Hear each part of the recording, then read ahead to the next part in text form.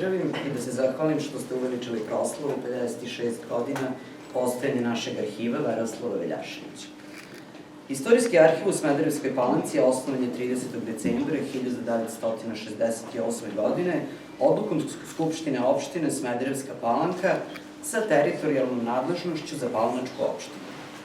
Prvobitno se nalazi u nekadašnjoj zgradi sredskog načelstva, a nakon tog privremenog rešenja premešten je u obližnju zgradu u današnjem Glavaševom parku.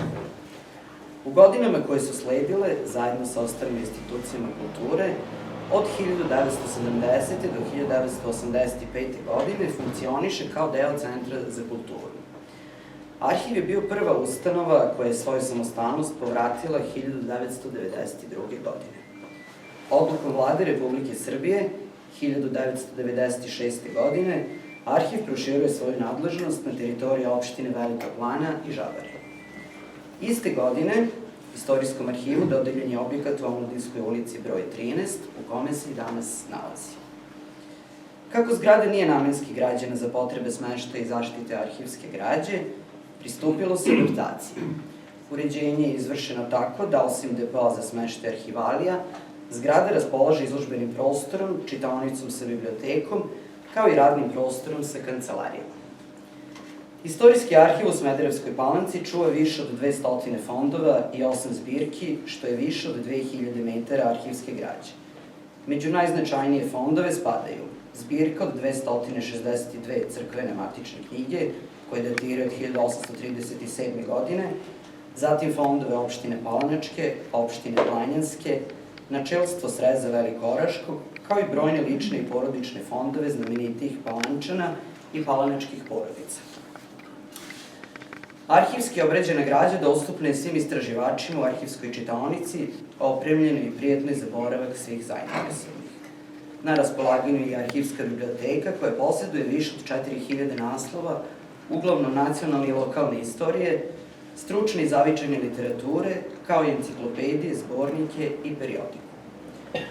U skladu sa jednim od najvažnijih prioriteta Vlade Republike Srbije, ustanove kulture, a samim tim i naš arhiv, započeli su proces digitalizacije arhivske građe. U okviru kulturno-prosvetne delatnosti, arhiv godišnje organizuje više izložbi. Pored arhivske građe koja se nalazi u depoima arhiva, neretko se konsultuju i privatni imaoci arhivske građe koji su kao takvi evidentirani u našem arhivu. Na osnovu ozbiljnih istraživanja naših arhivista, arhiv je u proteklim godinama izdao monografske studije i informativne biltene sa temama lokalnog, ali i šireg dometa i značaja. U periodu od 2018. do 2023. godine realizovano je nekoliko izuzetno važnih projekata uz podršku Ministarstva kulture Republike Srbije i lokalne samouprave. Istorijski arhiv Veroslava Veljaševića ima veliki značaj za lokalnu zajednicu, ali i šire. Daljim radom, zasigurno, nastojeće da opravda sredstva koja su opredeljena, kao i visoke standarde koji su pri njega postavljeni. Ispred našeg arhiva obratit će vam se direktor gospođa Snežana Savić.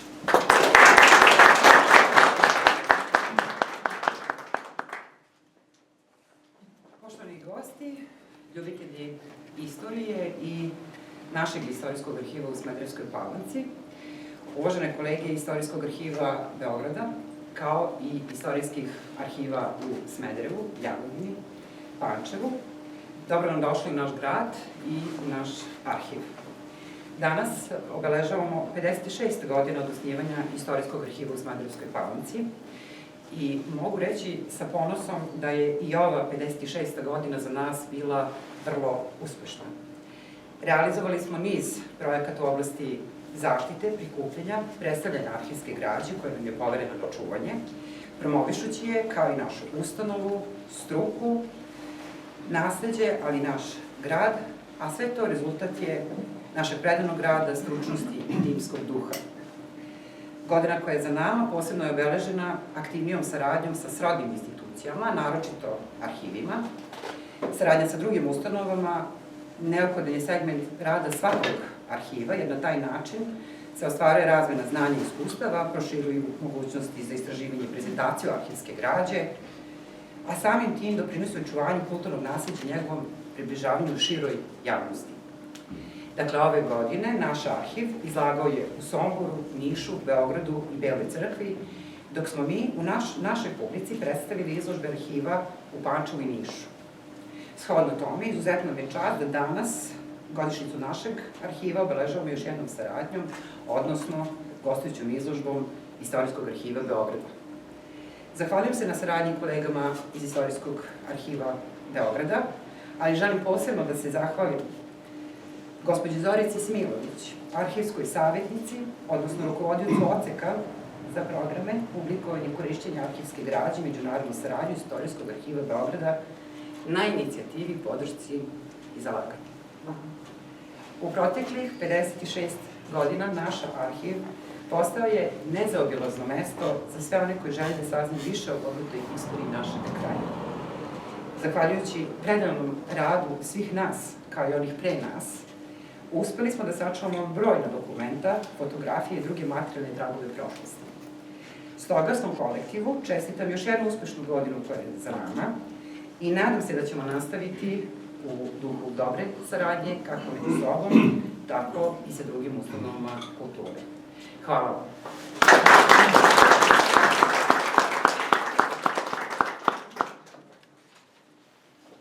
Budući da ovu godišnjicu obeležavamo izložbu muzika u Kraljevini Jugoslaviji, otvaranje ću veličati naš crkveni hor Sveti Simeon Bogoprimac, koji će izvesti Hiruvimsku pesmu.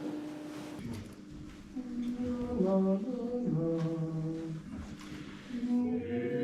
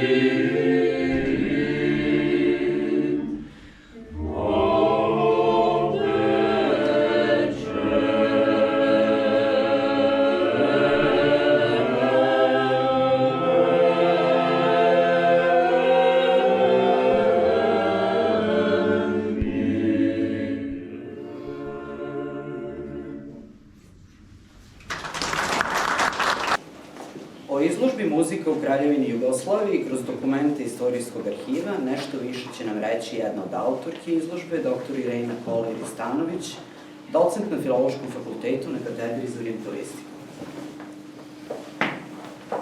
Hvala. Dobar dan, zahvalila bih se koleginici na ovoj najavi i svemu što je prethodno rečeno. Najpre bih pozdravila sve koleginice i kolege i čestitala pola veka postojanja ovom arhivu i instituciji u kojoj se nalazimo. Naime, izložba Muzika u Kraljevini Jugoslaviji delo je zajedničkog rada moje koleginice Dragane Mitrašinović, višeg arhiviste iz Istorijskog arhiva Beograda i mene, a rezultat je jednog iscrpnog istraživanja koje je trajalo gotovo čitavu godinu. Muzika u Kraljevini Jugoslaviji kao izložbena postavka podeljena je u 7 tematskih celina, a to su muzičko obrazovanje, kompozitori, muzička društva, društveni život, crkvena muzika, horska muzika i vojna muzika. Naime, ova izložbena postavka sadrži više od 100 arhivskih dokumenata, a oni svedoče o kulturi i identitetu naroda koji su tada živeli, odnosno koji su živeli na teritoriji tadašnje Kraljevine Jugoslavije. Trebalo bi napomenuti da su pojedini panoi posvećeni posebno kompozitorima, posebno Stevanu Stepemokranjcu, Davorinu Jenku i Kosti Manojloviću, a svakako svi oni koji imaju jedno, rekla bih, opšte obrazovanje iz muzičke kulture mogu pretpostaviti i zašto. Ne samo da ova izložbena postavka svedoči o postojanju muzičke kulture na teritoriji jedne države, već ona svojim sadržajima pruža uvid, i to jedan vrlo skroman uvid, s obzirom na broj arhivskih dokumenta koja postoje na ovu temu, u preko 20 arhivskih fondova koji su pohranjeni samo u Istorijskom arhivu Beograda. Dakle, svedoči o kulturi, ne samo muzičkoj kulturi, već o identitetu, dakle, kao što sam napomenula, naroda koji su živali na teritoriji Kraljevine Jugoslavije. Kultura predstavlja pre svega odnos pojedinca u svakodnevnom segmentu, dakle, jednog društva, odnosno delovanje svakog pojedinca na dnevnom nivou, a na muzičkom planu možete zaključiti, nakon što pogledate izložbu i pročitate sadržaj ovih panoa, da je delovanje pojedinaca, ali i timskog rada pojedinih muzičkih grupa, posebno na planu horske muzike, ali rekla bih i vojne muzike, bio izuzetno značajan i njihov doprinos ne bi trebalo zanemariti. Dakle, ova izložbena postavka je, ponavljam, samo mali segment izvora koji svedoče o kulturi i muzici koja se i razvijala u Kraljevini Jugoslaviji. Ja ne bih zadržavala više uvaženi auditorijum, voljela bih da zajedno svi pogledamo ovu izložbenu postavku, a zahvalila bih se kolegama koji su zajedno sa koleginicom Draganom Mitrašinović i zajedno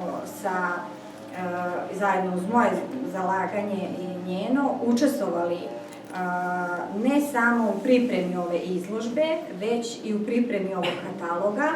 Pojedine kolege su danas ovde prisutne, a pojedine, nažalost, nisu.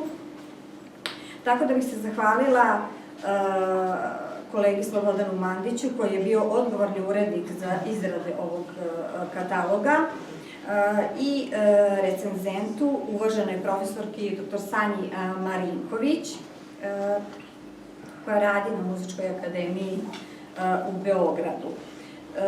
Ono što je važno jeste da su tehničku realizaciju obavile naše kolege koje danas rade u arhivu, neke možda i druge poslove, ali od izuzetnog značaja je takođe njihova pomoć. Nadam se da ćete uživati, bar delimično koliko smo koleginica Mitrašinović i ja uživale u pripremi ove izložbe. Hvala.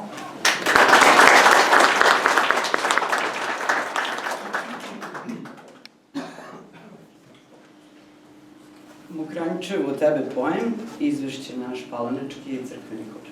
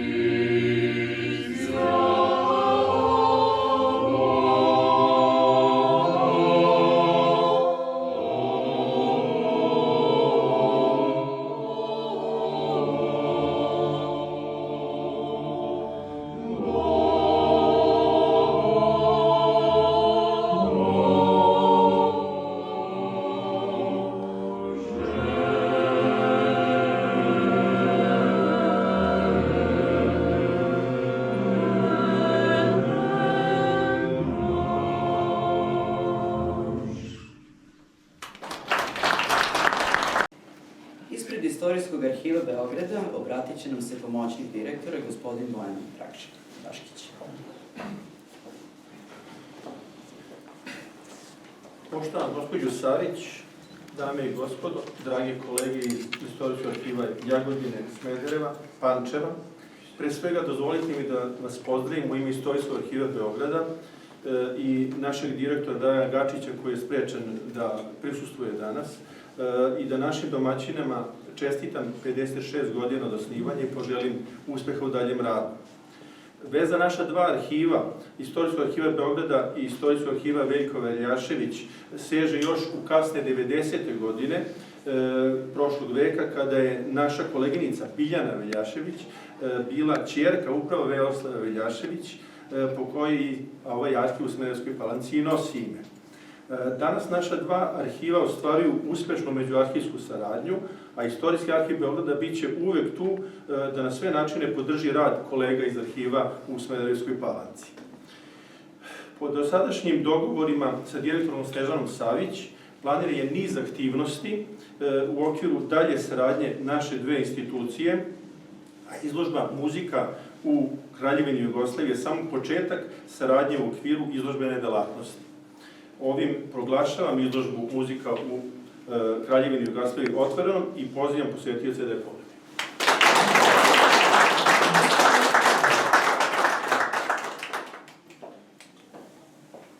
Još jednom želim da vam zahvalim što ste uveličali našu proslavu i nadam se da ćemo nastaviti da se družimo u godinama koje slede. Dobrodošli.